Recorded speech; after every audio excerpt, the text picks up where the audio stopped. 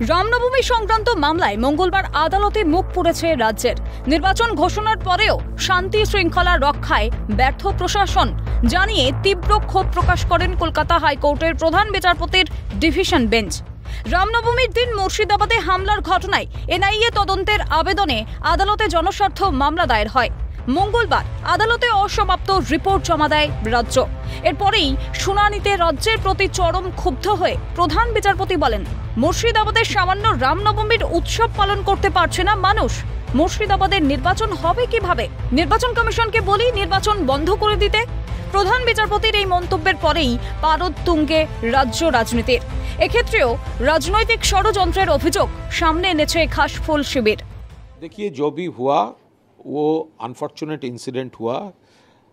Anti Trinamool anti government कुछ forces प्लानफुली issue मुद्दा बनाने के लिए थोड़ा बहुत गलत काम किया है। हम लोग कंडेम किया, पुलिस एडमिनिस्ट्रेशन देख रहे हैं। हम ऑनरेबल चीफ जस्टिस के कमेंट के ऊपर कोई कमेंट नहीं करना चाहता, लेकिन हम ये कहना चाहते हैं ऑनरेबल कोर्ट वो हमारा ऊपर, सरकार का ऊपर, एडमिनिस्ट्रेशन के ऊपर, पब्लिक के ऊपर पूरा कॉन्फिडेंस रख सकता है। ভোট ফ্রি অ্যান্ড ফেয়ার হোগা। দীর্ঘ শুনানির শেষে প্রধান বিচারপতির ডিভিশন বেঞ্চের নির্দেশ, আগামী 26 এপ্রিল মামলার পরবর্তী শুনানি। সেদিন রাজ্যকে সম্পূর্ণ রিপোর্ট হলফনামা আকারে জমা দিতে হবে আদালতে।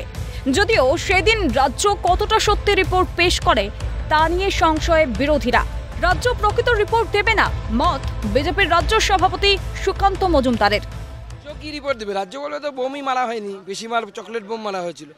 কিন্তু আমরা তো জানি তৃণমূল অফিস থেকে বোম মারা হয়েছিল শুধুমাত্র মাইনরিটি ভোটের কনসলিডেশনের জন্য, একটা সাম্প্রদায়িক টেনশন তৈরি করার জন্য। এটা মমতা বন্দ্যোপাধ্যায়ের প্ল্যানিং।